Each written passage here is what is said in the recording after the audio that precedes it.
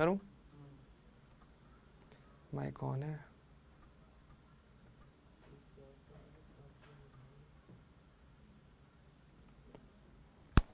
Hello everyone, कैसे हो सभी लोग? मैं हूं आपका वास्तव भैया और आप सभी का स्वागत है रैंक प्लस पे।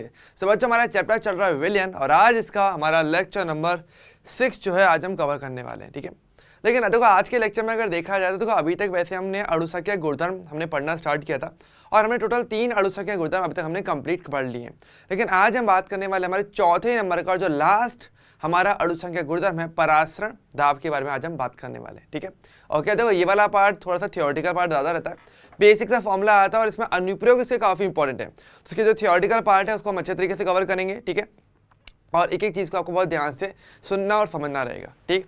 लेकिन उससे पहले मैंने आपको कल एक क्वेश्चन दिया था, तो सबसे पहले आप में लोग या पहले मुझे बताइए कि आप में से कितने बच्चों ने इस सवाल का जवाब निकाला है। क्योंकि सवाल काफ़ी अच्छा था, मैंने आपको लास्ट टाइम दिया था कि आपको ये क्वेश्चन है तो इसका आपको आंसर बताना था। ओके, इंटीजर बेस्ड एक क्वेश्चन दिया था, तो फटाफट से यार इसका आंसर पर पहले मुझे बता दीजिए कि इसका आंसर क्या रहने वाला है, उसी के बाद हम जो है आगे बढ़ पाएंगे। ओके, जल्दी से बताओ भाई। तो क्वेश्चन मैं पढ़ देता हूँ, ओके, फिर आई होप फिर भी हमने आंसर तो निकाला होगा, तब तक आप मुझे कमेंट करके बताओ। एक मैं क्वेश्चन पढ़ के बता देता हूँ। क्वेश्चन हमारा ये है कि 0.5 ग्राम हमें बेसिकली क्या दिया है, हमें बेसिकली दिया हुआ है 0.5 ग्राम अवाष्पशील अनायनिक विलेय को 39 ग्राम बेंजीन में घोलने पर उसका वाष्प दाब 650 mmHg से 640 mmHg हो गया। तो इस विलेय को बेंजीन में मिलाने के उपरांत बेंजीन के हिमांक का अवनमन आपको केल्विन में ज्ञात करना है। ये बेसिक हमारा टास्क है, ठीक है। और कुछ डाटा में भी देखो हमें दिया हुआ है, हमें बेसिकली यहाँ पर बेंजीन का मोलर द्रव्यमान दिया हुआ है 78 ग्राम पर मोल और बेंजीन का मोलर अवनमन स्थिरांक दिया हुआ है 5.12 किलो केल्विन मोल इनवर्स, ठीक है। तो आपको इस सवाल का जवाब देना था। ओके, तो पहले तो मुझे भाई आप ही लोग बताइए कि भाई अगर सॉल्व किया भी है कि नहीं किया। पहले तो मुझे ये बताओ, चलो सॉल्व करना छोड़ो, पहले तो मुझे ये बताओ, मुझे डाउट है कि ये क्वेश्चन बाद में पढ़ा था घर पे जाके या नहीं पढ़ा था, या ये कर रहे हो कि भाई क्लास में जवाब तो देते नहीं हो और पता नहीं पढ़ रहे हो नहीं पढ़ रहे हैं। तो मुझे पहले कमेंट करके बता दो कि हाँ भैया ये किया है हमने, कुछ इसका आंसर निकाला तो है, सही गलत जो भी निकाला हो पहले तो मुझे कमेंट करके बताइए। ओके, और ये भी बता दो भाई आवाज़ सही से आ रही है कि नहीं आ रही है, जल्दी से बताओ, जल्दी से फटाफट से। पहले मुझे यहाँ पे कमेंट चाहिए कि हाँ भैया ये इसका आंसर है, या हमने ट्राई किया था या हमसे नहीं हो पाया, वो भी चलेगा। ओके, मैं ये नहीं कहता कि सारे क्वेश्चन आप एक ही बार में कर लो, ऐसा कोई ज़रूरी नहीं है, लेकिन यह है कि एटलीस्ट ट्राई आपने किया ना, देखो ट्राई करोगे तो कर पाओगे ना। तब एक उम्मीद है कि अच्छा कुछ तो सोचा, कोई इक्का दुक्का कोई फॉर्मूला लगा के देखा था, या कुछ भी नहीं किया। एक तो ये होता है कि चलो हमने कुछ भी नहीं किया, हम सीधे सीधे मना कर रहे हैं, तो ये भी बोल दो कि भाई ये हमने सोचना छोड़ दिया था, मतलब हमने ये क्वेश्चन देखा ही नहीं, क्लास के बाद हमने कल पढ़ा ही नहीं था, ये भी कमेंट कर दो, चल जाएगा। ओके, लेकिन ये नहीं कि मतलब एकदम भूतों की तरह बैठे रहते हो, इसका नहीं चलता। चलिए बताइए भाई जल्दी से इसका आंसर क्या होने वाला है, फटाफट से बताओ। ओके, चलो ठीक है, कोई बात नहीं, मैं इसका आंसर बताता हूँ। काफ़ी सिंपल सा क्वेश्चन था, बहुत इजी क्वेश्चन था।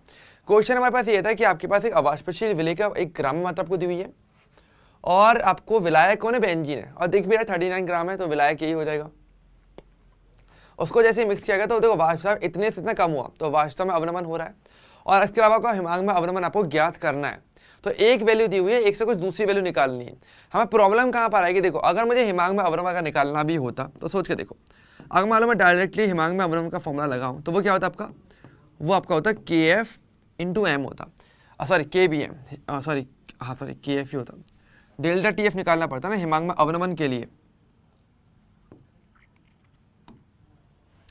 हमें चाहिए होता डेल्टा TF चाहिए होता, जो कि मेरे पास KF/M हो जाता, ठीक है। KF की वैल्यू की बात करें तो KF की वैल्यू क्वेश्चन में दी हुई है, M है हमारी मोललता। अब पॉइंट है कि भाई मोललता को कैसे ज्ञात करते हो, है ना।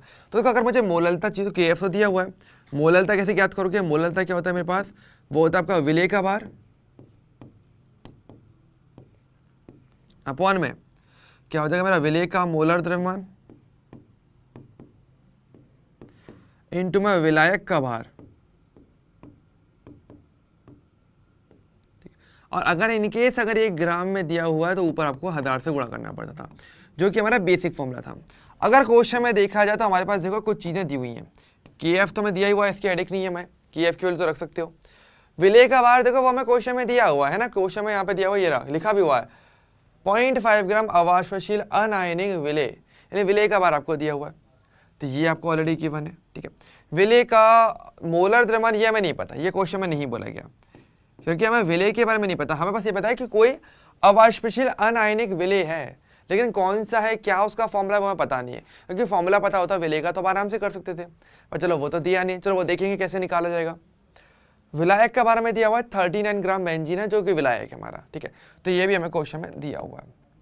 तो अब मेरे पास एक टास्क पहले बच जाता है कि पहले मुझे किसी भी तरीके से इस विलेय का मोलर द्रव्यमान ज्ञात करना पड़ेगा, और इस एक सिंगल चीज को ज्ञात करके मैं इसको यहाँ रखूंगा तो मोललता मिलेगी, और मोललता का KF से गुणा कर दूंगा तो डेल्टा TF, यानी हिमांक में अवनमन भी आपको मिल जाएगा। बहुत ही बेसिक बात है ना।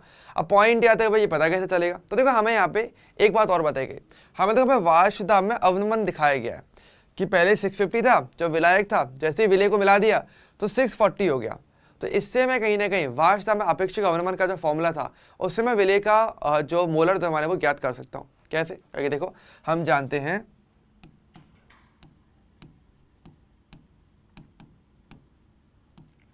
P0 विलायक माइनस P विलयन अपॉन में क्या होता है मेरे पास P0 विलायक, ये इक्वल्स जो होता है आपके पास विलेय की मोल बन के,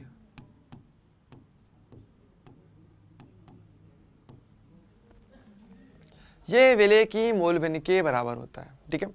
और ये कैसे निकलता है देखो, विलेय की मोल बन क्या होती है मेरे पास,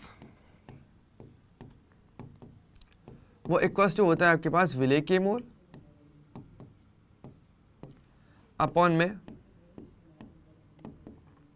विलेय प्लस विलायक के मोल, ठीक है।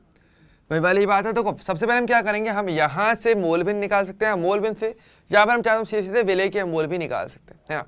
हमें क्या करना पड़ेगा, पहले हम विलेय के मोल पर ज्ञात करेंगे, और तो देखो विलायक के मोल आप निकाल सकते हो कि विलायक की देखो ग्राम मात्रा दी हुई है, बेंजीन दिया हुआ है, तो इससे आपका इस वैल्यू को तो आप फाइंड आउट इजीली कर सकते हो, ये पता चल जाएगा।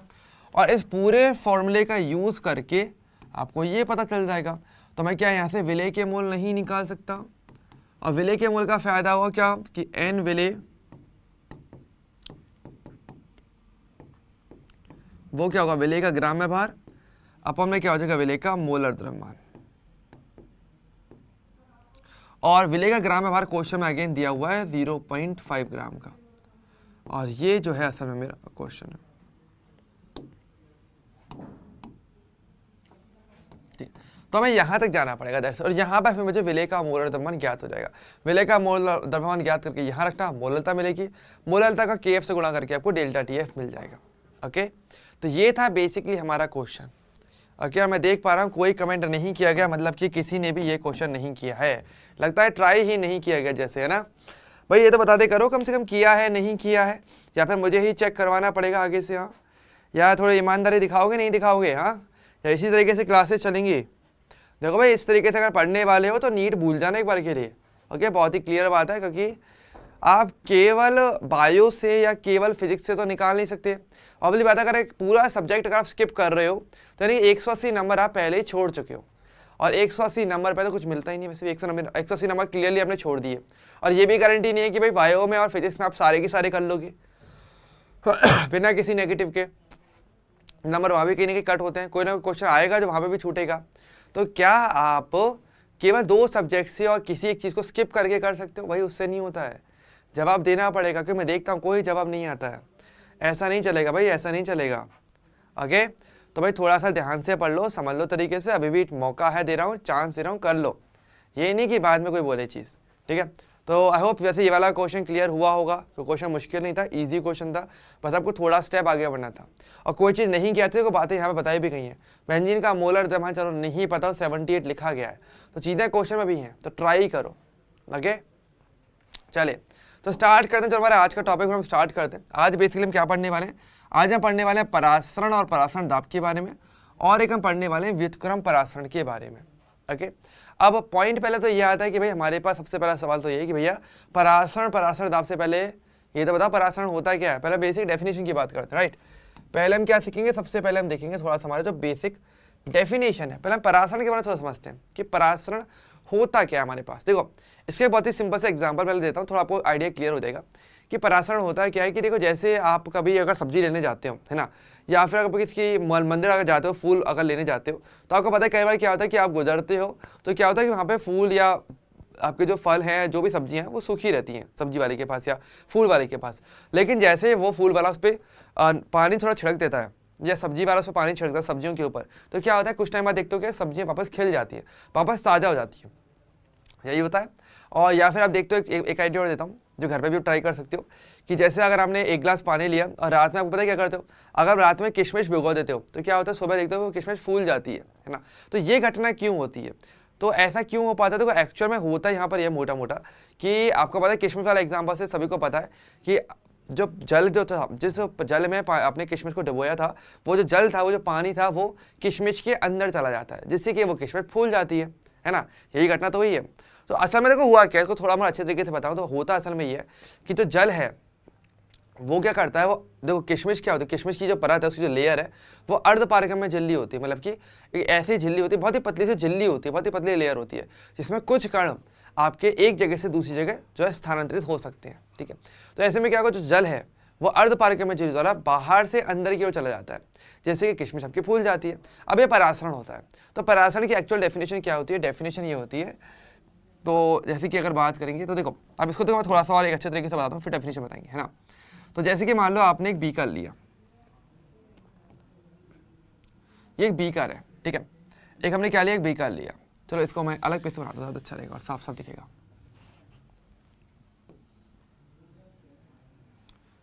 ये क्या आपके पास एक बीकर हो गया, ठीक है। इस बीकर में हमने क्या किया, इस बीकर में हम लगाते हैं एक अर्धपारगम्य झिल्ली, यानी कि एक इस प्रकार से एक झिल्ली टाइप हम एक संरचना लगा देते हैं, ठीक है, जिसमें हमारे पास क्या छिद्र है। अब देखो अर्धपारगम्य झिल्ली की खास बात कहते हैं, बिल्कुल नाम के अकॉर्डिंग अर्धपारगम्य झिल्ली, मतलब आधे कणों को तो आर पार करवा सकती है, कुछ को करवाएगी कुछ को नहीं करवाएगी। कैसे, वो डिपेंड करता है इसके छिद्र के आकार पे। छिद्र का आकार अगर छोटा हुआ तो ऑब्वियसली बात है इससे बड़े आकार के कण तो आर पार नहीं जा पाएंगे, लेकिन छिद्र के आकार से छोटे आकार के जो कण है वो आर पार जा सकते हैं। तो इस चीज को अर्धपारगम्य झिल्ली कहते हैं। आधे कणों को आर या पार जाने देती है, आधा को जाने नहीं देगी, डिपेंडिंग इस छिद्र का आकार कितना है, ठीक है। तो ये हमने क्या लगा दिया, हमारा अर्धपारगम्य झिल्ली।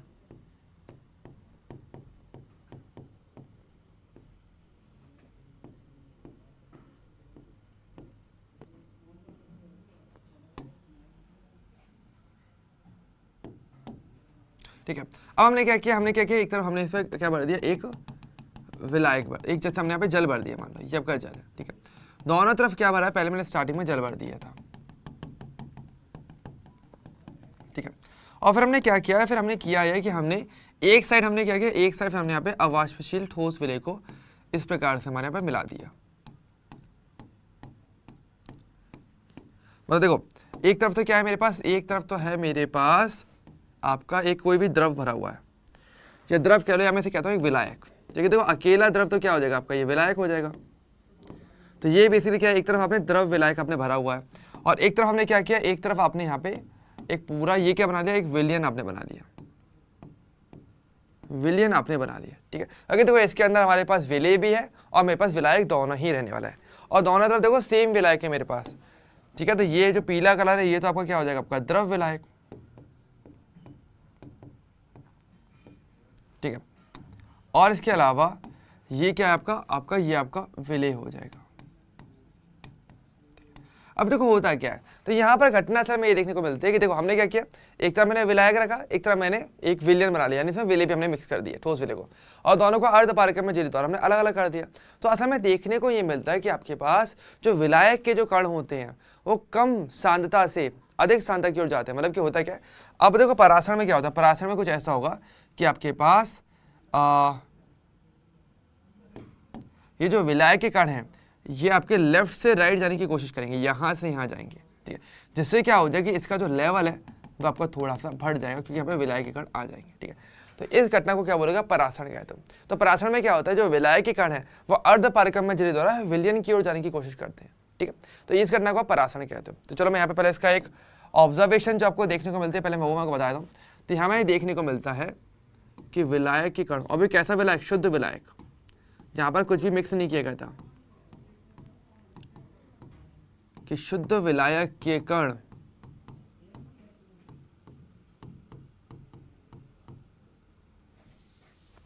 शुद्ध विलायक के कण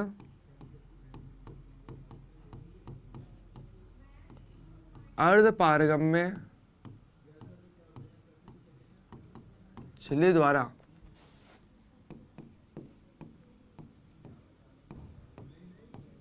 विलयन की ओर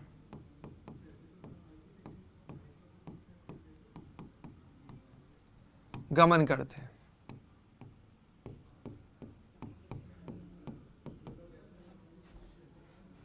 जिसे परास्तरण कहते हैं।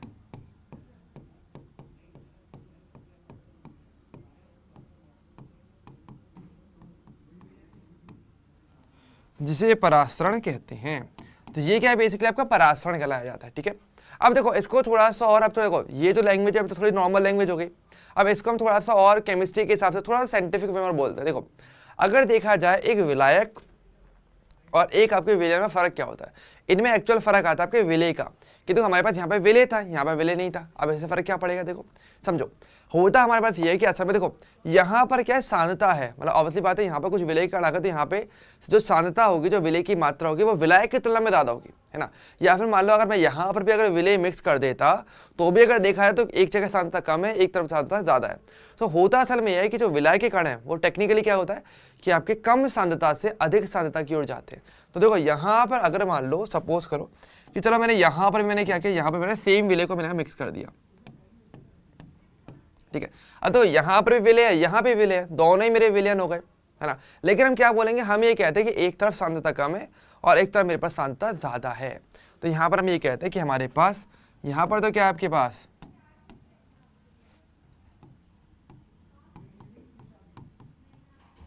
कम सांद्रता और यहाँ पर क्या है मेरे पास अधिक सांद्रता। तो जो एक्चुअल डेफिनेशन है वो यही चलती है कि आपके विलायक कण कम सांद्रता से अधिक सांद्रता की ओर अर्धपारगम्य झिल्ली द्वारा गमन करते हैं। तो ये आपका फिर परास्तरण है। अगर मैं और टेक्निकली अगर शब्दों पे जाऊं तो एक्चुअल परिभाषा ये बनती है। अब वैसे विलायक और विलयन में भी सांद्रता का ही फर्क होता है, विलयन की सांद्रता ज़्यादा होती है, विलायक की कम होती है। अब यहाँ पे विलायक की जगह पर मैं कोई विलयन ही ले लूँ, सेम विलयन होगा लेकिन सांद्रता इसकी कम होगी, ठीक है। तो एक्चुअल और थोड़ा अच्छे से देखा जाए तो परिभाषा क्या बनती है, तो अगर हमारे पास परिभाषा ये बनती है कि विलायक के कणों का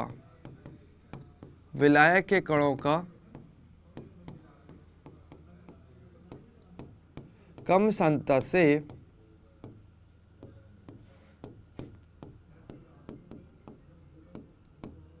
अधिक सांद्रता की ओर गमन क्या कहलाता है आपका, तो कम सांद्रता से अधिक सांद्रता की ओर अर्धपारगम्य झिल्ली द्वारा गमन, सॉरी अर्धपारगम्य झिल्ली भी आएगा ना, अर्धपारगम्य झिल्ली द्वारा। और देखो इसको एसपीएम भी बोलते हैं, सेमी परमिएबल मेम्ब्रेन। अर्धपारगम्य झिल्ली को एसपीएम भी कहते हैं, ठीक है, ध्यान रखना। अर्धपारगम्य झिल्ली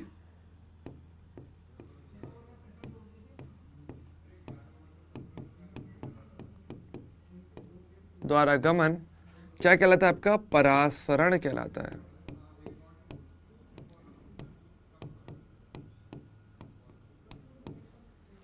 परासरण कहलाता है, ठीक है। तो ये बेसिकली बात है। परासरण को इंग्लिश में आप ऑस्मोसिस कहते हो, ठीक है। इंग्लिश में क्या बोलते हैं उसको, ऑस्मोसिस।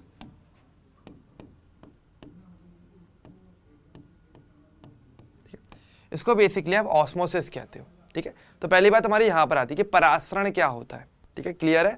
तो देखो अब यहाँ पर हमारे पास कुछ पॉइंट भी निकाले के आते हैं जो आपको जरूर ध्यान रखने चाहिए। अगर मैं आप एक नोट लिखाना चाहूँ तो मैं एक नोट भी आपको इस प्रकार से लिखा सकता हूँ कि देखो अगर हम बात करेंगे परासरण के लिए तो यहाँ पे कभी कंफ्यूज मत होना। परासरण में क्या होता है, पहली बात तो गमन किसका होता है, आपके विलायक के कणों का, विलायक के कण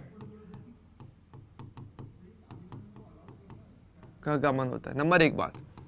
दूसरी बात, अर्धपारगम्य झिल्ली चाहिए। अगर अर्धपारगम्य झिल्ली नहीं है तो ये गमन नहीं होता, ओके, या तब आपका परासरण नहीं होता है।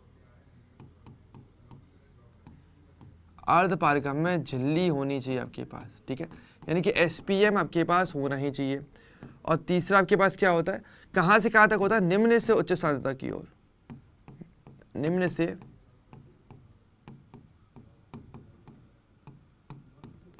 उच्च सांद्रता की ओर आपका ये जो गमन है ये आपको देखने को मिल जाता है। ठीक है, तो ये पहले आपको कुछ पॉइंट्स, ये तीनों पॉइंट्स आपको ध्यान रखने चाहिए। अगर एक भी पॉइंट की कमी हुई तो उसका पराशर की कैटेगरी में नहीं डालोगे। ठीक है, अच्छा एक चीज़ और आती है तो ध्यान रखना थोड़ा सा कि देखो हमारे पास दो अभी हमें कुछ क्वेश्चन और बनते हैं। कैसे कैसे, देखो पराशर में हमने क्या बोला, विलय के कणों का गमन होता है, लेकिन विलय के कण गमन क्यों नहीं करते? क्योंकि विलय के कण का जो आकार होता है ना, वो इस अर्धपारक में झिल्ली के जो छिद्र हैं उनके आकार से बड़ा होता है। अब ऑब्वियसली बात है भाई, अगर एक दरवाजा है जैसे कमरे का, तो उसमें से यार आप तो गुजर सकते हो कि आपका आकार उस कमरे के आकार से छोटा है, उस दरवाजे के आकार से छोटा है। लेकिन अगर बोलो कि उस कमरे के दरवाजे से हाथी को गुजारना है तो वो तो नहीं हो पाएगा, है ना। तो वही वाली बात है। तो विलय के कण का आकार अर्धपारक में झिल्ली के जो छिद्र हैं उससे बड़ा होता है, जिस कारण से विलय इसमें गमन नहीं कर सकता। केवल विलय के कारण ही आपके लेफ्ट से राइट या राइट से लेफ्ट, निम्न से उच्च स्थान तक की ओर ओवरऑल गमन कर पाते हैं। ठीक, तो ये ध्यान रखना। तो नोट में ये बात ध्यान रखना है अपने को थोड़ा सा कि विलय के कणों का आकार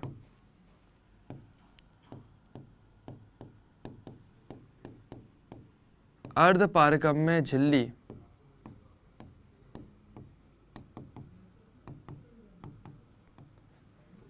के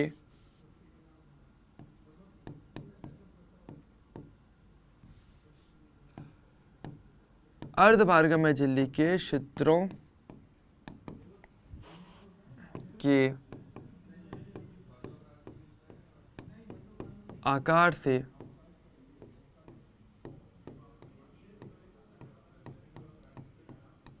अधिक होता है। ठीक है, और जिस कारण से हमारे पास क्या होता है, जिस कारण से विलय के कण गमन नहीं करते, जिस कारण विलय के कण गमन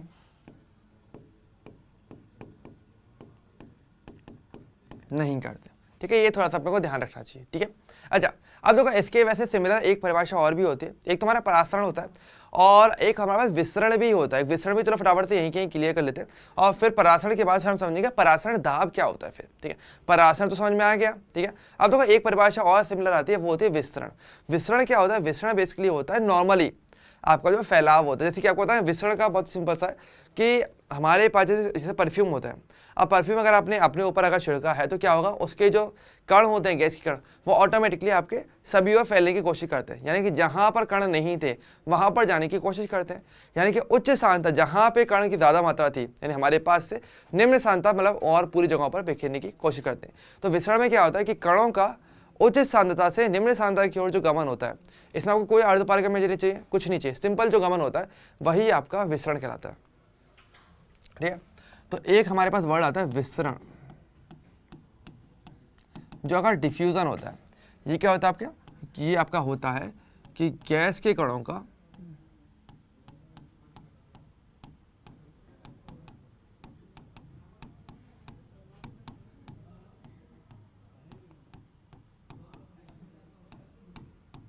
उच्च सांद्रता से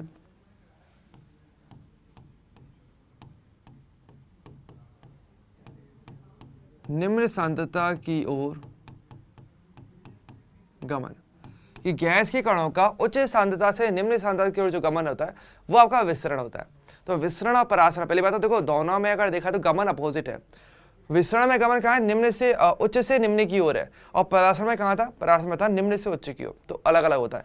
यहाँ पर अर्धपारगम्य में झिल्ली जैसा कुछ नहीं चाहिए, यहाँ पर अर्धपारगम्य में झिल्ली चाहिए होती है।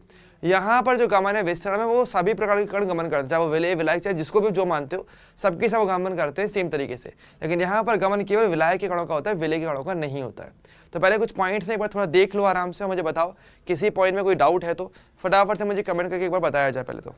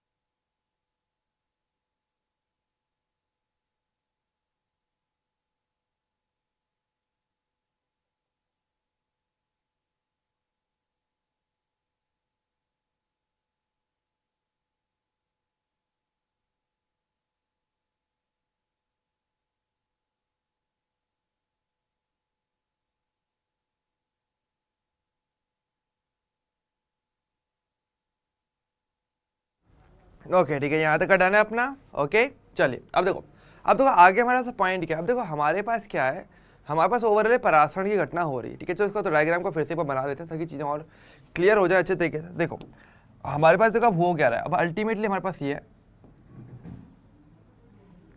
कि ये मेरे पास बीकर है। बीकर में क्या है, मेरे पास यहाँ पे एक अर्धपारगम में झिल्ली लगी हुई है इस प्रकार से,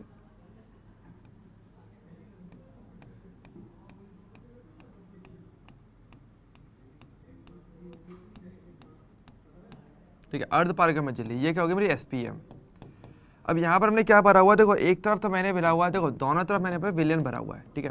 बस ये फर्क है कि भाई एक की सांद्रता ज़्यादा है, एक की सांद्रता हमारे पास कम है, तो दोनों तरफ बिल्कुल सेम विलयन भरा जाएगा, सेम विलय है, सेम ही मेरा विलायक है। और बस एक तरफ क्या है, यहाँ पे सांद्रता ज़्यादा है, एक तरफ से मैंने क्या ली, सांद्रता ज़्यादा ले ली। तो ये तो क्या हो जाएगी मेरे पास उच्च सांद्रता,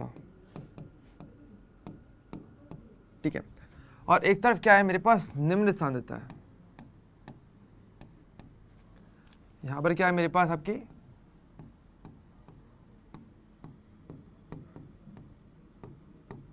निम्न सांद्रता। अब देखो परासरण में होता क्या है, होने को ये होना है कि आपके पास जो विलायकी कण है वो निम्न से उच्च की ओर जाने की कोशिश करेंगे। लेकिन मैं अगर कुछ चाहूँ, कुछ तरीके करूँ तो इसको रोका जा सकता है। कैसे, अगर मान लो मैं यहाँ पे अलग से अगर मैंने दाब लगाना स्टार्ट किया, तो दाब लगाऊंगा तो क्या होगा, कहीं ना कहीं ये दाब क्या करेगा, यहाँ से कणों को आने से रोकने की कोशिश करेगा, ठीक है। तो पर मुझे एक न्यूनतम इतना दाब लगाना पड़ेगा कि देखो यहाँ से भी प्रेशर पड़ रहा है विलायकी कणों का, यहाँ से विलायकी कण अगर लेफ्ट से राइट आने की कोशिश करेंगे तो कहीं ना कहीं वो इस विलयन पे दाब लगाने की कोशिश करेंगे, तभी उनको खिसका करके आगे आएंगे। लेकिन मैं ऊपर से अगर दाब लगाऊं, अलग से बाहर से दाब लगाया जाए तो क्या होगा, यहाँ पर प्रेशर पड़ेगा तो ये जो विलयन है ये इधर से जो विलायकी कण है उनको आने से रोकने की कोशिश करेगा कि भाई तुम यहाँ पे मत आओ, पहले से हमारे पास प्रेशर लग रहा है अच्छा खासा। तो वह दाब, तो यहाँ पर क्या हमने क्या लगाया, प्रेशर लगाया, ठीक है। तो वो दाब एक एग्जैक्ट उतना दाब कि आपने लगाया और ये जो परासरण है जिस पे रुक जाता है।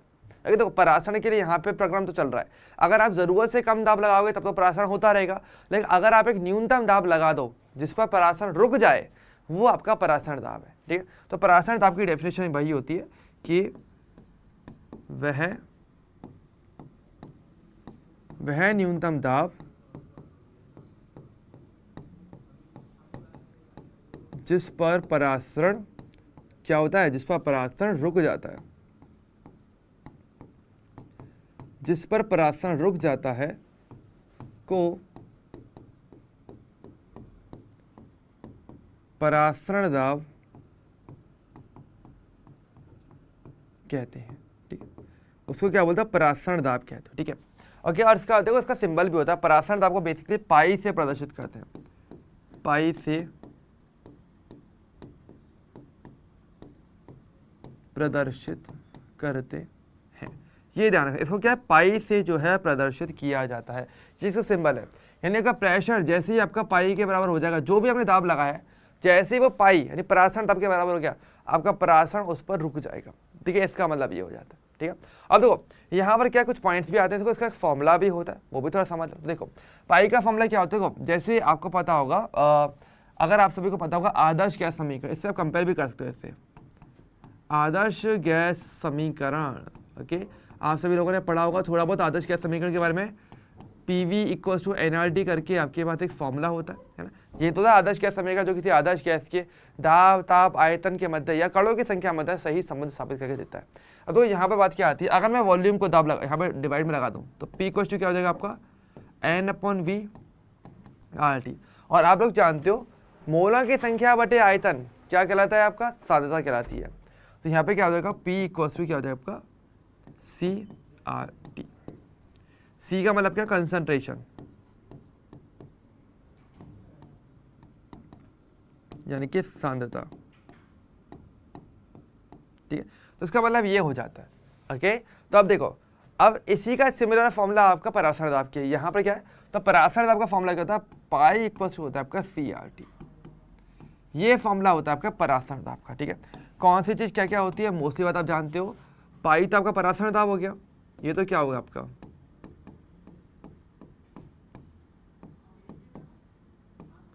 परासरण दाब, C क्या है आपकी सांद्रता, ठीक है। आर क्या है मेरा, आर है मेरा गैस स्थिरांक,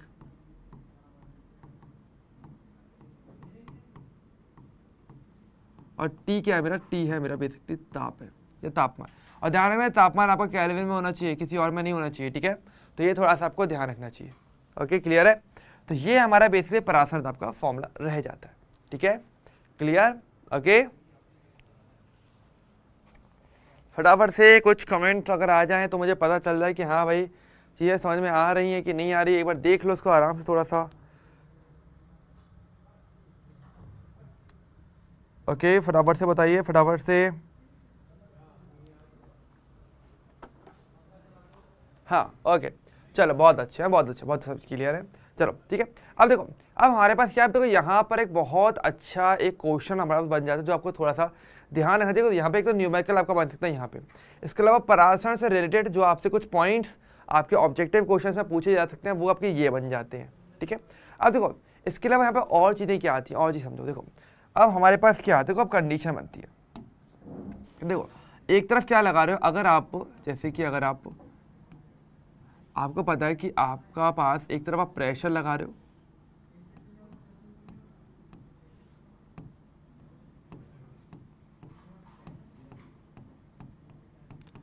मान लो कि आप विलयन की सतह पर दाब P लगा रहे हो, ठीक है, तथा पराशर दाब पाई हो, तो यानी कि हम क्या कर रहे थे, हमने बेसिकली यहाँ पे प्रेशर हम अप्लाई कर रहे हैं, ठीक है। अब प्रेशर अप्लाई कर रहे हैं और एक तरफ हम जानते हैं कि हमारे पास पराशर दाब पाई आपको इतना होना चाहिए मिनिमम, तो हमें कंपेयर करके देखते हैं, ठीक है। तो कंपेरिजन कैसा हुआ, अगर मान लो आपका जो दाब है अगर वो पराशर दाब की तुलना में कम हुआ, यानी अगर ज़रूरत से कम का दाब हुआ, तो ऐसे में क्या देखने को मिलेगा, तब आपको पराशरण देखने को मिलता रहेगा। तो ऐसे में क्या होगा, तो ऐसे में आपको पराशरण देखने को मिलेगा, पराशरण देखने को मिलेगा। और आपके पास मतलब कि जो विलय के कण है वो कहाँ से कहाँ गमन करेंगे, निम्न से उच्च स्थान तक की ओर उनका गमन रहेगा। यानी कि यहाँ पर क्या देखने को मिलेगा, विलायक कहाँ से कहाँ तक गमन करेगा, आपका विलायक बेसिकली गमन करेगा आपका निम्न से उच्च सांद्रता की ओर, विलायक आपका लगातार गमन करता रहेगा, ठीक है। लेकिन अगर आपका दाब एग्जैक्टली पराशरण दाब के बराबर हो जाए तो यहाँ पर क्या होगा, आपका पराशरण रुक जाएगा, पराशरण क्या हो जाता है, रुक जाएगा, ठीक है। और अब क्या होगा, अभी कोई विलायक, अभी कोई गमन नहीं होगा, कोई गमन नहीं होगा। ऐसी स्थिति में किसी भी प्रकार का गमन देखने को नहीं मिलता है, ठीक है, जो जहां पर था वहीं की वहीं रहता है। और अगर आपका दाब इस पराशरण दाब से ज्यादा होगा तब क्या होगा, तो मतलब आपने ज्यादा दाब लगा दिया, मतलब यहाँ पर हमने क्या कर दिया, इधर ज्यादा प्रेशर लगा, जरूरत से ज्यादा, पराशरण दाब से ज्यादा, तो क्या होगा, अब विलय के कण उच्च से निम्न की ओर जाने की कोशिश करें, क्योंकि ये बोलेंगे भाई हमारे ऊपर तो बहुत ज़्यादा प्रेशर लग रहा है, तो भाई हमें अपनी तरफ आने की जगह दो, सिंपल सी बात है। तो ये यहाँ पर आने की कोशिश करेंगे, यानी उच्च से निम्न की ओर। विलय के कण अगेन गमन नहीं कर पाएंगे क्योंकि उनका आकार तो बड़ा है, तो विलय के कण ही उच्च से निम्न की ओर अब जाने की कोशिश करते हैं। तो यहाँ पर क्या होता है, तो ऐसे में क्या होता है, अब आपको इस घटना को वैसा बोलते हो व्युत्क्रम पराशरण।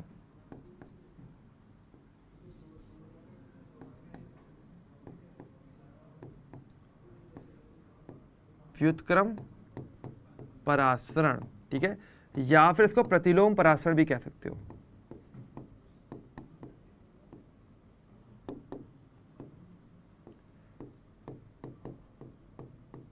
तो इसमें आपको क्या देखने को मिलेगा, यहां पर आपको देखने को मिलता है कि अब आपने इतना ज्यादा दाब लगा दिया कि विलय के कण अब उच्च से निम्न की ओर जाने की कोशिश करेंगे क्योंकि वहीं पे बहुत ज्यादा प्रेशर लग रहा होगा, ठीक है। तो यहां पर क्या होगा, अब आपके पास जो विलायक है वो कहां से कहां तक गमन करने वाला है, आपके उच्च से निम्न स्थान तक की ओर गमन करता है। ओके, तो ये चीज आपको ध्यान रखनी होती है, ठीक है। अच्छा अब देखो यहाँ पे कुछ पॉइंट्स आपको और थोड़े क्लियर होने चाहिए। देखो तो जैसे कि अगर हम बोल रहे हैं पराशरण के लिए, तो पराशरण क्या है, वो स्वतः हो रहा है, वो खुद से होता है, हमें कुछ करने की जरूरत नहीं पड़ती है ना। हमें तो उल्टा उसको रोकने के लिए हमें कुछ काम करना पड़ता है। और अगर हम बात करेंगे व्युत्क्रम पराशरण या प्रतिलोम पराशरण का, तो इसके लिए हमें काम करना पड़ा, हम खुद से प्रेशर लगा रहे हैं। तो ध्यान रखना, जो काम स्वयं से होते हैं, आपके जो भी प्रकृति के अंदर काम होते हैं स्वयं से होते हैं, वो कहे जाते हैं स्वतः प्रक्रम, स्वयं से होने वाले प्रक्रम। जहाँ पे मानव को कोई कार्य नहीं करना पड़ता, हमें कोई कार्य नहीं करना पड़ेगा। लेकिन जहाँ पर हमें कुछ ना कुछ कार्य करना पड़े, अपनी ऊर्जा खर्च करनी पड़ जाए किसी काम के लिए, तो वो आपके अस्वतः प्रक्रम होते हैं। तो परासरण एक स्वतः प्रक्रम है, लेकिन व्युत्क्रम परासरण एक अस्वतः प्रक्रम होता है। यहाँ पे एक अच्छा क्वेश्चन बन जाता है आपके पास, ठीक है। तो ये बात ध्यान रखना, ये नोट है, ध्यान रखना अपने को अच्छे तरीके से। तो नोट क्या है मेरे पास, नोट हमारे पास ये आ जाता है कि अगर हम बात करेंगे परासरण की, तो परासरण क्या है बेसिकली, परासरण बेसिकली एक स्वतः प्रक्रम है, ठीक है। और आप जानते हो स्वतः प्रक्रम के लिए डेल्टा जी क्या होता है आपका, नेगेटिव होता है और लेस देन 0 कैसे ही बोल सकते हो, ठीक है। और अगर हम बात करेंगे व्युत्क्रम की या प्रतिलोम परासरण की,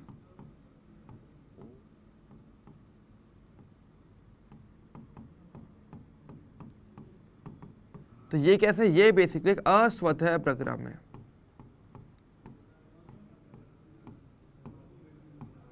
ठीक है। यानी यहां पर डेल्टा जी क्या रहेगा आपका, पॉजिटिव रहेगा, यानी कि ग्रेटर देन 0 रहेगा, ठीक है। तो ध्यान रखना भाई, ऊष्मागतिकी के हिसाब से भी आप इसको पढ़ सकते हो। और नो डाउट अगर ये क्वेश्चन एग्जाम में आ जाएगा तो काफी सारे बच्चे शायद इस चीज को समझ ही नहीं पाएंगे, अगर इसके लिए थोड़ा सोचने की जरूरत पड़ेगी, ठीक है। क्लियर है, इजी पार्ट है, कर सकते हो कि नहीं कर सकते हो फटाफट से मुझे कमेंट करके बता दिया करो भाई। एक बार तो बता दिया करो कि हाँ चलो समझ में आ रहा है, नहीं आ रहा है। हाँ जल्दी से फटाफट से मुझे बता दो, थम्स अप दिखा दो फटाफट से कि हाँ भैया यहाँ तक का क्लियर है या कहीं कोई डाउट है। तो ये बेसिकली हमने बात की थी कहाँ पे, अब तक तो हमने परासरण दाब भी हमने देख लिया, व्युत्क्रम परासरण क्या है वो भी हमने देख लिया।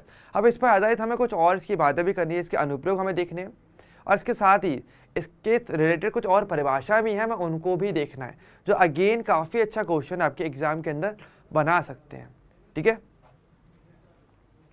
चल ठीक है, चलो अब चलो इसका थोड़ा सा चलो हम इसका अनुप्रयोग समझ सके। देखो मेनली परासरण का उपयोग किया कहाँ जाता है। अच्छा एक बात ध्यान दो, जैसे कि मैंने आपको बताया था जब हम बात करते हैं अणु संख्या गुणधर्म का, तो वैसे अणु संख्या गुणधर्म का मेन अनुप्रयोग होता कहाँ पर है। अणु संख्या गुणधर्म का जो मेन अनुप्रयोग है वो असल में होता है विलेय का सही मोलर द्रव्यमान ज्ञात करना, ठीक है। एक्जैक्टली हमारा टास्क हमारा वही रहता है कि हमारे पास अक्सर क्या है, विलेय के बारे में जानकारी नहीं रहती है, तो विलेय की सही जानकारी के लिए हमें उसका सही मोलर द्रव्यमान ज्ञात करना पड़ेगा। क्योंकि हर एक प्रकार के विलेय का यानी हर एक प्रकार की यौगिक का एक अलग मोलर द्रव्यमान हो ही जाता है। तो ऐसे में उसका एक्जैक्टली सही मोलर द्रव्यमान ज्ञात करना है तो आपको अणु संख्या गुणधर्मों की जरूरत पड़ती है, और जिसमें सबसे बेस्ट मेरा परासरण दाब ही होता है। तो ये थोड़ा ध्यान रखना, थोड़ा सा इंपॉर्टेंट पार्ट है। तो एक छोटा सा नोट पहले मैं यहाँ पे लिखवा देता हूँ, आपको शायद काम आएगा। इसका उपयोग क्या, देखो अणु संख्या गुणधर्मों का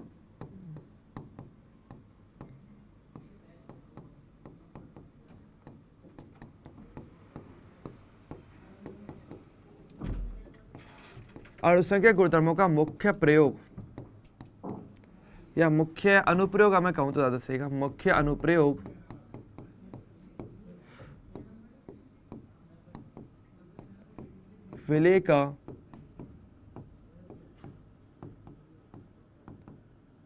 विलेय का मोलर द्रव्यमान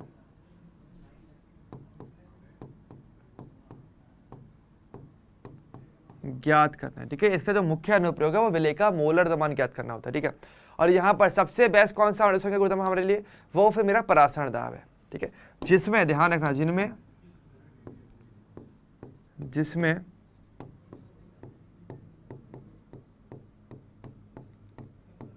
परासरण दाब सर्वोत्तम विधि है। यानी कि परासरण दाब के द्वारा अगर आप विलेय का मोलर द्रव्यमान ज्ञात कर रहे हो तो वो सबसे बढ़िया विधि है, ठीक है, वो सबसे बेस्ट है, ठीक है। अभी क्यों है बेस्ट, कैसे है, इसका हम थोड़ा सा चलो इस डिटेल में थोड़ा सा समझ लेते हैं, ठीक है। अब देखो समझो, यहाँ पर तो काफी सारे पॉइंट्स हैं जो आपके एग्जाम में आते हैं नो डाउट, और अच्छे क्वेश्चन बन जाते हैं, और अच्छे भी क्या मैं कहूँगा ज़्यादा ईजी। और एक होता है ना कि आप कहते हो कि फिजिकल केमिस्ट्री है भाई सॉल्यूशन, तो विलेन आपका फिजिकल केमिस्ट्री का चैप्टर है, तो भाई इसको आसान मतलब यहाँ से थ्योरी वाले क्वेश्चन कैसे आते हैं, तो वो यहाँ से आते हैं, इसलिए इसको थोड़ा सा अच्छे से समझना है अपने को, ठीक है। तो क्या क्या देखो हमारे पास ये है कि यह विधि प्रोटीनों, बहुलकों एवं अन्य बृहद अणुओं का मोलर द्रव्यमान ज्ञात करने की प्रचलित विधि है, सबसे बेस्ट है। यानी अगर आपको कभी भी बृहद आकार, बड़े आकार के जो कण हैं, अगर उनका अगर आपको मोलर द्रव्यमान ज्ञात करना है तो उसके लिए सबसे बेस्ट आपकी विधि कौन सी है, परासरण दाब है। प्रोटीन बहुत बड़े आकार के होते हैं, बहुलक बहुत बड़े आकार के होते हैं, अन्य वृहद अणु ओवरऑल जनरल अरे भी ले लिया तो उनके मोलर द्रव्यमान ज्ञात करने की बेस्ट विधि है, नंबर 1 चीज़। तो अब देखो आगे क्या आता है हमारे पास, देखो आगे और भी है कि परासरण दाब विधि दाब मापन सॉरी मतलब हमारा जो द्रव्यमान मापन है उसकी यहाँ पे देखो, यहाँ पे द्रव्यमान है, यहाँ पर क्या है द्रव्यमान, द्रव्यमान मापन की अन्य विधियों से अधिक उपयोगी है, क्योंकि परासरण दाब मापन करने के लिए परासरण दाब मापन कमरे के ताप पर होता है एवं मोललता के साथ मोललता के स्थान पर मोलरता का उपयोग लिया जाता है। ये बात ध्यान रखना थोड़ा सा कि देखो अगर हम बात करें परासरण दाब तो ये एक ऐसी विधि है जिसको अगर आप यूज़ लेना है मोलर द्रव्यमान ज्ञात करने के लिए तो आपको कमरे के टेम्परेचर पे, रूम टेम्परेचर पे आप इस एक्सपेरिमेंट को आराम से कर सकते हो, ठीक है। और इसके अलावा अन्य जो आपके जो तरीके थे, जैसे कि आपके क्वथनांक में उन्नयन हुआ, हिमा में अवरण हो गया, परासरण आपका वाष्ता में अपेक्षित अवरण हो गया, उन समय कहीं ना कहीं आपकी मोलरता का उपयोग किया। दो में तो मोलरता का उपयोग वैसे ही होता है, ठीक है। और यहाँ पर हम क्या लेते हो, मोलरता का उपयोग लेते हो। और मोलरता के केस में मोलरता हमेशा अच्छे रिजल्ट भी देता है। तो यहाँ पे लिखा भी होगा, देखो जैसे यहाँ पे लिखा है कि अन्य अणुसंख्यक गुणधर्मों की तुलना में तनु विलयनों के लिए भी इसका परिमाण अधिक होता है, यानी इसका ज़्यादा अच्छा वैल्यू आपको देखने को मिल जाती है, ठीक है। और ध्यान रखना कि विलय के मोलर द्रव्यमान ज्ञात करने की परासरण दाब की तकनीक विशेष रूप से जैव अणुओं के लिए उपयोगी है जो उच्चतम ताप पर सामान्यतः स्थायी नहीं होते हैं। यानी जो उच्च ताप पर जो जैव अणु टूट जाते हैं उनके लिए तो और बेस्ट है, क्योंकि वही वाली बात है ना कि अगर आपका विलय ही टूट गया तो फिर तो पूरा आपका जो विलय ही खत्म हो जाएगा, तो ऐसे में आप उसका मोलर द्रव्यमान ज्ञात करने का मतलब ही नहीं बन पाता। इसलिए परासरण दाब इसलिए भी बेस्ट है, ठीक है। एवं उन बहुलकों के लिए, तो आगे क्या लिखा, एवं उन बहुलकों के लिए जिनकी विलयता कम होती है, जो जल में बहुत ज़्यादा विलय नहीं हो पाते, उनके लिए भी ये काफ़ी ज़्यादा अच्छा है। ओके, तो ओवरऑल इसके काफ़ी सारे उपयोग आते हैं। तो देखो यहाँ पे 2-3 पॉइंट्स हमारे पास निकल के आते हैं। नंबर 1 चीज़ कि हमारे पास एक तो बेस्ट विधि है आपके मोलर द्रव्यमान ज्ञात करने की। दूसरी बात, वृहद आकार के जो कण हैं, आपके वृहद आकार के जो भी अणु हैं, चाहे वो जैव अणु हो, चाहे वो आपका बहुलक हो, प्रोटीन हो, जो भी बड़े आकार के अणु हैं, उन सब के लिए बेस्ट है, नंबर 1। इसके अलावा क्या है हमारे पास, इसके अलावा ये है कि ये कमरे के ताप पर उपयोग में ली जाती है, इसलिए ये अच्छा रिजल्ट भी देती है। और मोलरता यहाँ पे उपयोग में ली जाती है बजाय मोललता के, ठीक है। क्योंकि आपको पता है जो सांद्रता है वो नॉर्मली हम मोलरता में लेके चलते हैं ना, तो यहाँ पे सांद्रता के तौर पे मोलरता का उपयोग करते हैं, मोललता का उपयोग नहीं करते, इसलिए इसके रिजल्ट अच्छे मिल जाते हैं। और इसके अलावा जो अणु उच्च ताप पर टूट जाते हैं या फिर जिनकी विलयता कम होती है, उनके लिए भी परासरण दाब की मदद से आप उनका अच्छे तरीके से मोलर द्रव्यमान ज्ञात कर सकते हो, ठीक है। तो जो भी मैंने बताया है, जो भी यहाँ पे लिखा हुआ है, इसको अच्छे तरीके से नोट जरूर करना, क्योंकि ये आपके एग्जाम में एक स्टेटमेंट वाला क्वेश्चन या एक simple theory based objective question आपको दे करके जाएगा, ठीक है। चलिए अब देखो हमारे पास क्या आता है, अब हमारे पास एक कुछ पॉइंट्स और आते हैं, कुछ परिभाषा हमारे पास आती हैं। अब देखो इनसे हमारे पास अब कुछ परिभाषा जुड़ी हुई रहती हैं, उसको आप थोड़ा सा और समझ लेते हैं। देखो परिभाषा क्या, पहली परिभाषा मेरे पास आती है समपरासारी की।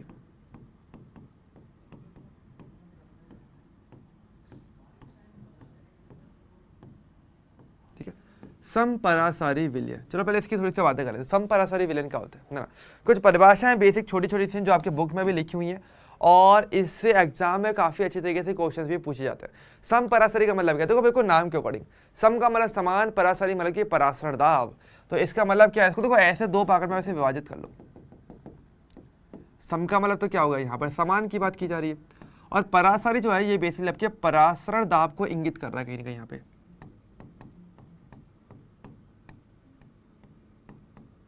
ठीक है, यानी क्या बोलते हैं कि ऐसे विलयन जिनके परासरण दाब समान होते हैं वो बेसिकली समपरासारी विलयन कहलाते हैं। ठीक है, यानी क्या होता है हमारे पास,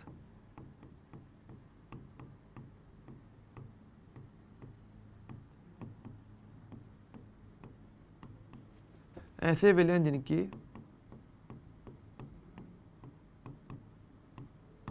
जिनके परासरण दाब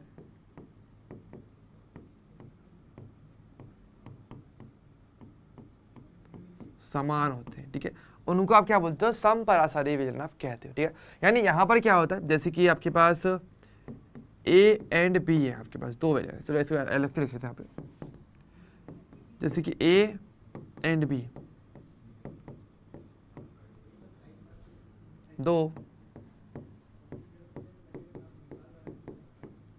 दो समपरासारी विलयन है, तब क्या देखने को मिला, तब आपको देखने को मिला कि भाई इन दोनों का यानी पाई ए और पाई बी वो क्या रहेगा, दोनों का परासरण दाब समान रहेगा। और ऐसे में अगर इनको अगर आप अर्धपारगम्य में द्वारा पृथक करोगे तो फिर यहाँ पे परासरण देखने को नहीं मिलेगा, क्योंकि और बात दोनों का परासरण दाब समान होने वाला है। ठीक है, अब तो इसको ऐसे भी ले सकते हो, कैसे देखो, अगर मैं फॉर्मूले पे जाऊँ तो फॉर्मूला हमारे पास क्या, देखो pi equal C R T है, तो अगर दोनों का परासरण दाब समान है, देखो आर कॉन्स्टेंट है, टेम्परेचर मेरा कॉन्स्टेंट हो जाता है, तो मतलब कि दोनों की सांद्रता भी समान हो जाती है। तो जो समपरासरी होते हैं ना उनके लिए आपका सी ए सी बी सांद्रता भी समान है। तो आपको पता है कि अर्धपारगम्य झिल्ली से दोनों तरफ समान सांद्रता की अगर विलयन है तो कहीं परासरण होगा ही नहीं। तो ऐसे में क्या होता है, तो इस स्थिति में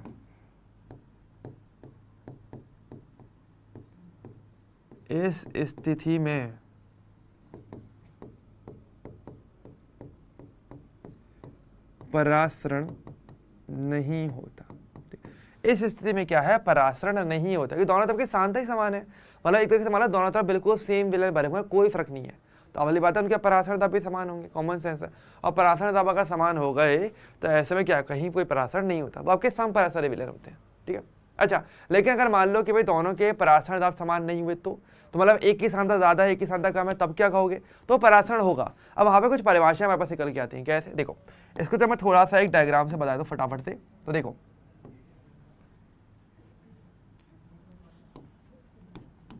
ये बीकर हमने ले लिया हमारा, ये आपकी अर्धपारगम्य झिल्ली यहाँ पर बन जाती है।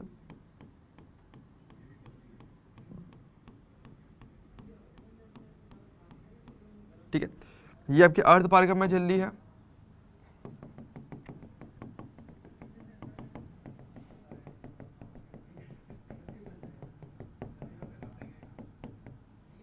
ये हो गया, यहाँ मेरा विलायक होगा। एक तरफ मैंने सांद्रता काफी बढ़ा के रखी हुई है, अधिक सांद्रता का विलयन है एक तरफ, और एक तरफ मेरे पास कम सांद्रता का ही विलयन है।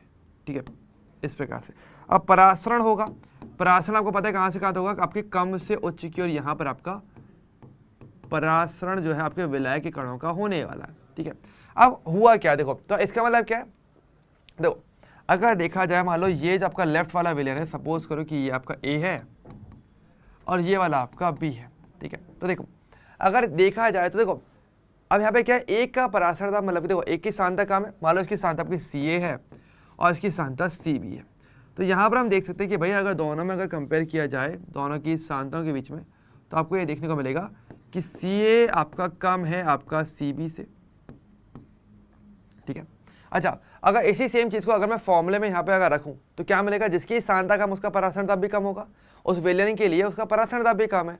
यानी कि देखो यहाँ पर हम क्या बोल सकते हैं, यानी कि पाई ए यहाँ पर कम होगा आपके पाई बी से, इसका मतलब ये।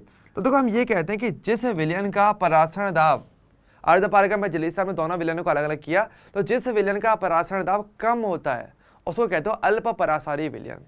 तो यानी कि हमारे पास ए जिसका परासरण दाब कम है, जिसका क्या है, जिसका जो परासरण दाब है, जिसका परासरण दाब कम होता है उसे क्या बोलते हो, अल्प परासारी विलयन। ठीक है, तो यहाँ पे कंपेयर करके हम यहाँ पे नाम लिख रहे हैं। ठीक है, अल्प परासारी विलयन को कहते हैं। और जिसका परासरण दाब ज्यादा हो गया वो क्या हो जाएगा आपका अति परासारी विलयन। तो जिसका परासरण दाब क्या है, ज्यादा है,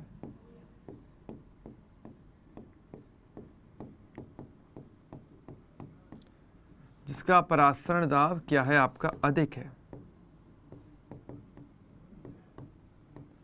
वो क्या है आपका, वो है आपका अति परासारी विलयन।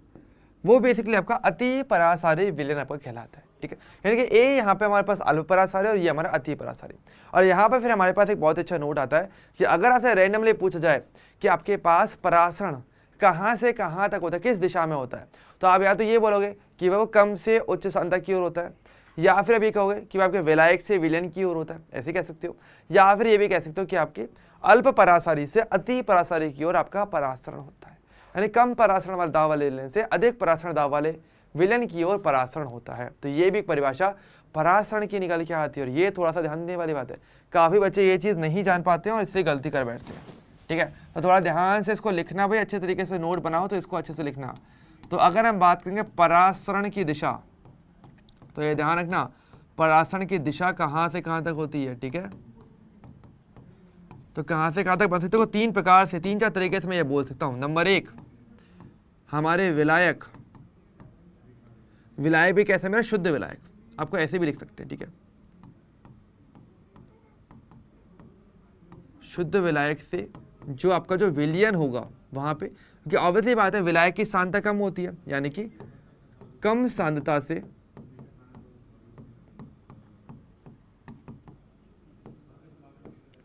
कम सांद्रता से अधिक सांद्रता की ओर, ठीक है। या फिर तीसरा पॉइंट क्या हो सकता है हमारे पास, कि अल्प परासारी से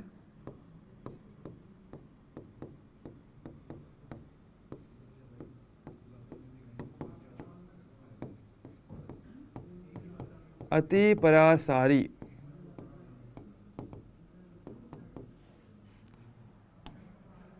अल्प परासारी से अति परासारी की ओर, ठीक है। तो इस तरीके से बोल सकते हैं, या फिर आप परासरण दाब भी कह सकते हो कि कम परासरण दाब वाले विलयन से अधिक परासरण दाब वाले विलयन की ओर, ठीक है। तो इस अलग अलग तरीकों से क्या है, आप परासरण दाब कि परासरण की दिशा को भी परिभाषित कर सकते हो, और तीनों ही अपने आप में सही है। तो अगर चौथा ऑप्शन अगर आ जाए उपरोक्त सभी, तो उपरोक्त सभी पर टिक करना, ये नहीं कि भाई आपने केवल ऊपर का पढ़ा है और ऊपर का टिक करके नहीं, गलत होगा, यही गलत होगा, यही गलती नहीं करनी अपने को। ओके, हाँ बिल्कुल सही बताया, बहुत ही बढ़िया बच्चों, बहुत ही शानदार। हाँ ठीक है, क्लियर है वाला पार्ट, ओके नाइस, ठीक है। चलिए ओके, अब देखो इसके भी हमारे पास देखो कुछ अनुप्रयोग आते हैं, कुछ प्रयोग आते हैं जो बहुत ज़्यादा इंपॉर्टेंट है। अब के एनसीईआरटी में लिखी और यहाँ से आपके पास कुछ ऐसे थियोरेटिकल क्वेश्चन बन सकते हैं जो कि शायद आप सही नहीं कर पाओगे। रीज़न क्योंकि इतनी थ्योरी पर फोकस आप नहीं कर पाओगे, मतलब एनसीईआरटी को बहुत ही ज़्यादा थियोरेटिकली पढ़ पाना अच्छी तरीके से, ईजी टास्क नहीं है, तो वही आप क्लास में सीख भी रहे हो, ठीक है। अब देखिए, तो हमारे पास देखो क्या बोला है, देखो जैसे कि हमारे पास क्या है, हमारे पास एक एग्जाम्पल आता है कि जो रुधिर कोशिकाएं होती हैं उसमें स्थित द्रव का परासरण दाब 0.9 द्रव्यमान आयतन प्रतिशत होता है। सोडियम क्लोराइड, जिसे सामान्य लवण कहा जाता है, सामान्य लवण विलयन कहते हैं, कि तुल्यांक होता है। मतलब कि देखो होता है क्या, हमारे पास देखो समझो, असल में हमारे पास होता ये है कि देखो अगर आपको जैसे इंजेक्शन देना है ना, इंजेक्शन देखो तो आपको पता है भाई रुधिर के अंदर भी अपना एक विलयन है, रुधिर भी अपने में विलयन है, और आपका जो इंजेक्शन है जिसके अंदर सोडियम क्लोराइड होगा उसमें भी अपना एक विलयन रहता है। तो अगर दोनों का परासरण दाब अगर समान नहीं हुआ तो ऐसे में क्या होगा, आपका विलयन का गमन एक जगह से दूसरी जगह जाता रहेगा। और अगर सही तरीके से अगर दोनों का दाब नहीं रहा, दोनों का परासरण सही से नहीं रहा, अगर परासरण इन केस हो जाता है तो ऐसे में आपकी जो कोशिकाएं हैं, जो भी आपकी मांसपेशियां हैं, वो फट भी सकती हैं और वो सिकुड़ भी सकती हैं अगर सही सांद्रता मैच नहीं करवाई जाए तो। इसे इंजेक्शन देते टाइम इस बात का स्पेशली ध्यान रखा जाता है कि आपके इंजेक्शन के अंदर जो विलयन की सांद्रता है और आपकी जो रुधिर की जो सांद्रता है वो समान होनी चाहिए। अगर समान नहीं हुई तो मांसपेशियां सिकुड़ जाएंगी या फिर मांसपेशियां फूल के फट भी जाएंगी, जिससे कि पूरा लहू लुहान आप हो चुके होंगे। तो इसलिए वो चीज़ हमें नहीं करनी रहती, इसे बहुत ध्यान देने वाली चीज़ है, इसलिए थोड़ा ध्यान से देख लो अच्छे तरीके से। तो यही लिखा है कि रुधिर कोशिकाओं में स्थित द्रव का परासरण दाब 0.9 द्रव्यमान प्रतिशत सोडियम क्लोराइड, जिसे सामान्य लवण कहते हैं, विलयन कहते हैं, के तुल्यांक होता है, मतलब उसके बराबर में होता है। अतः इसे अंतःशिरा, मतलब हमारी जो मांसपेशियां हमें अंतःक्षेपित इंजेक्ट करते समय इंजेक्ट करना सुरक्षित रहता है, क्योंकि अगर कम ज़्यादा हो गया तो प्रॉब्लम हो जाएगी। दूसरी ओर यदि हम कोशिकाओं को 0.9 द्रव्यमान आयतन प्रतिशत से अधिक सोडियम क्लोराइड के विलयन में रख दें तो जल कोशिकाओं से बाहर निकल प्रवाहित हो जाएगा और हमारी वो कोशिकाएं संकुचित हो जाती हैं। वही वाली बात है इसमें। तो क्या देखो, अगर आप ज़्यादा की ओर रख दोगे, मतलब कोशिका में तो सांद्रता कम है और बाहर सोडियम क्लोराइड की सांद्रता 0.9 से ज़्यादा है, कोशिका के अंदर 0.9 की सांद्रता है, तो अवली बात है कम सांद्रता अंदर है, बाहर ज़्यादा सांद्रता है, तो जल अंदर से बाहर निकल जाएगा, कोशिका सिकुड़ जाएगी, संकुचित हो जाती है, ठीक है। और इसी प्रकार यदि विलयन को अति परासरी कहा जाता है, जैसे हमने बोला इसको अति परासरी बोलते हो, और यदि लवण की सांद्रता 0.9 द्रव्यमान प्रतिशत से कम हो, यानी अंदर जो है उसकी सांद्रता अगर कम है, तो ऐसे में क्या होगा, तो जल कोशिका के अंदर की ओर प्रवाहित होता है और वो फूल जाती हैं, और ऐसे विलयन को आप क्या बोलते हो, अल्प परासरी आप कह देते हो, ठीक है, जो फूल गया, ठीक है। तो ये आप थोड़ा सा ध्यान रखना है, ठीक है। तो अब जो विलयन है हमारा, जो सोडियम क्लोराइड का जो विलयन है उसका बोलोगे अल्प परासरी बाद वाले केस में, और पहले वाले केस में आप उस विलयन को बोलते हो अति परासरी, ओके। तो प्रवाह हमेशा अल्प से अति की ओर होगा, ये आपको ध्यान रखना है, ओके। कम सांद्रता से उच्च सांद्रता की ओर आपका प्रभाव ओवरऑल रहने वाला होता है। ठीक है, चलिए बहुत बढ़िया। अब देखो हमारे पास यहाँ पे तो कुछ और बातें भी आती हैं, कुछ ऐसे और भी अनुप्रयोग हैं जो कि आपको पता होने चाहिए, और नो डाउट एग्जाम के अंदर इनके अनुप्रयोग पूछे जा सकते हैं, तो इसलिए इन पर थोड़ा सा हमें फोकस करके रखना चाहिए। ठीक है, देखो क्या क्या हमारे पास देख लेते हैं फटाफट से। तो हमारे पास ये है कि देखो पहले पॉइंट तो क्या लिखा है कि अचार बनाने के लिए, जैसे अचार बनाने के लिए सांद्र लवणीय विलयन में इनको रखा गया कच्चा आम परासरण के कारण जल का क्षरण कर देता है और संकुचित हो जाता है। बिल्कुल सही बात है। जैसे अगर आप अचार बनाते हो तो आपको जो कच्चा आम है वो आप कहाँ पे रखते हो, उसको आप एक लवणीय विलयन में उसको रख देते हो। ठीक है, उससे क्या होगा, अब देखो बाहर की सांद्रता ज़्यादा है, अंदर की सांद्रता कम हो जाएगी, तो अंदर का जो जल है वो कम सांद्रता से अधिक सांद्रता गिर जाएगा, तो आपका जो आम है वो आपका कच्चा आम का सिकुड़ जाएगा, जिससे आप इजीली अचार बना सकते हो। तो वही सेम तरीका अगर अचार बना रहे हो तो समझ जाना कि आप परासरण दाब का कॉन्सेप्ट का यूज़ करने वाले हो, परासरण का उपयोग करने वाले हो। और देखो और क्या, देखो जैसे हमारे पास ये हमने एग्जाम्पल आपको दिया ही था कि मुरझाए पुष्प ताज़ा जल में रखने पर पुनः ताज़ा हो उठते हैं। क्यों होते हैं, कि वो जल ग्रहण कर लेते हैं। अंदर सांद्रता कम थी, बाहर सांद्रता, मतलब अंदर सांद्रता है लेकिन बाहर जल की सांद्रता होती नहीं है, तो जल अंदर से बाहर से अंदर की चला जाएगा, जिससे कि वो अगेन ताज़ा खिल उठ जाएंगे। और क्या, वातावरण में जल ह्रास के कारण लचीली हो चुकी गाजर को जब जल में रखा जाता है तो वह पुनः अपनी अवस्था प्राप्त कर लेती है, कि वो जल को ग्रहण कर लेगी। ठीक है, इसके अलावा देखो और क्या कि परासरण के कारण जल जल इसकी कोशिका के अंदर जाता रहता है। यदि रुद्र कोशिकाओं को पॉइंट है, भाई सेम कॉन्सेप्ट जो बताया था वही यहाँ पे लिखा हुआ है। अब यहाँ पे तो कुछ खास एक बीमारी भी लिखी हुई है, उसको थोड़ा समझना। तो क्या हमारे पास ये परासरण के कारण जल कोशिकाओं के अंदर चला जाता है, और यदि रुद्र कोशिकाओं को 0.9 द्रव्यमान आयतन प्रतिशत से कम लवण में रखा जाता है तो जल परासरण के कारण जल रुद्र कोशिकाओं से प्रभाव करके वो फूल जाता है। तो जो लोग बहुत अधिक नमक या नमकीन भोजन लेते हैं वे ऊतक कोशिकाओं एवं अंतर कोशिकाओं में क्या करते हैं, जल धारण महसूस करते हैं, जिससे परिणाम स्वरूप होने वाली स्थूलता या सूजन को शॉफ की बीमारी कहा जाता है। जिसको क्या बोलते हैं, शॉफ या एडिमा जिसको हम बोलते हैं, कहा जाता है। ओके, तो ये थोड़ा ध्यान रखना कि काफ़ी सारे लोग ऐसे होंगे जो कि बहुत ही नमकीन भोजन या मतलब बहुत ही चटपटा भोजन कह सकते हो वो करते हैं, बहुत ही नमक वाला भोजन करते हैं। तो ऐसे में क्या होता है कि भाई उनके पास जो उनकी जो कोशिका है, अब अंदर तो सांद्रता काफ़ी ज़्यादा हो गई, तो अब जैसे कि अगर हम नहाते हो या अगर पानी अगर आपके शरीर से गुजर रहा है किसी भी तरीके से, तो ऑब्वियसली बात है वो जल परासरण के द्वारा कोशिकाओं से अंदर की ओर चला जाएगा। ठीक है, जिस वजह से हमारे पास क्या होगा, कोशिकाओं के अंदर या हमारे पास जो ऊतक होते हैं वहाँ पर क्या हो जाएगा, जल धारण, जल इकट्ठा हो जाता है और जिससे सूजन आ जाती है, और इसको आप शॉफ की बीमारी या एडिमा इंग्लिश में कहते हो। ये थोड़ा सा फिर हमारे लिए इंपॉर्टेंट रह जाता है। ठीक है, कि शॉफ की बीमारी क्या होती है, शॉफ इसको बोलते हैं। क्लियर है, एक बार चाहो तो इस पैराग्राफ को देख लो, मैं आराम से आपको थोड़ा सा टाइम दे रहा हूँ, आराम से इस पैराग्राफ को थोड़ा पढ़ लो अच्छे तरीके से।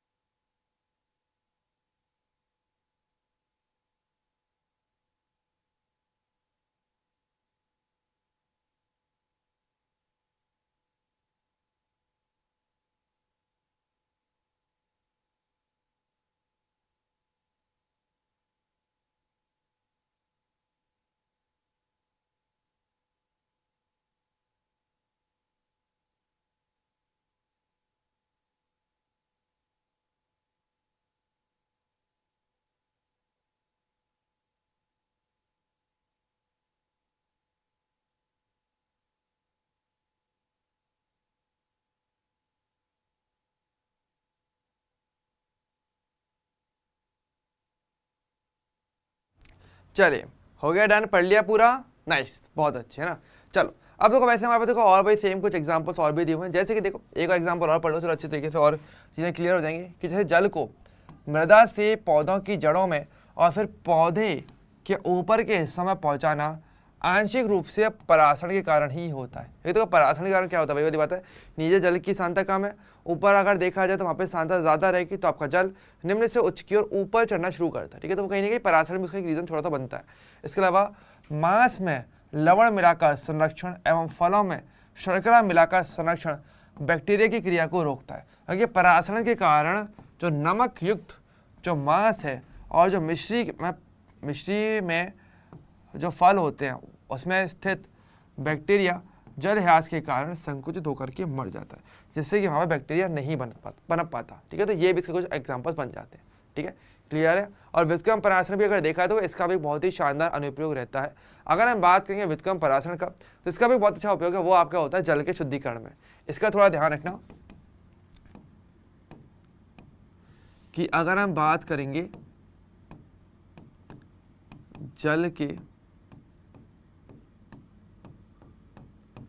जल के शुद्धिकरण में व्युत्क्रम परासरण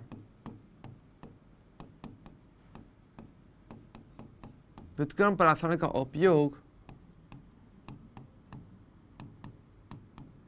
किया जाता है।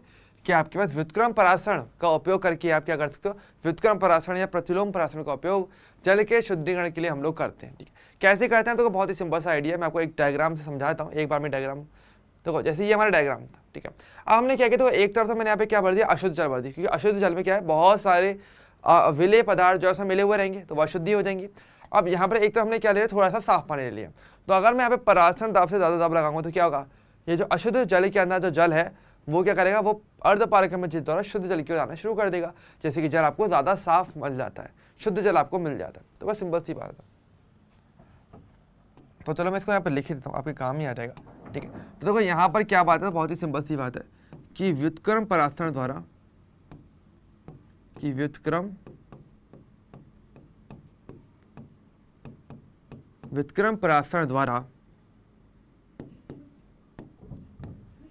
जल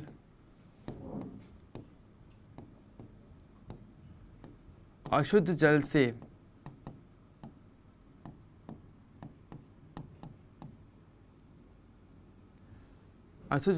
अर्धपारगम्य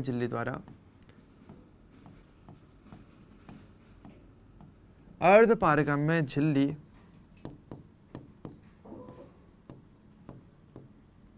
द्वारा शुद्ध जल की ओर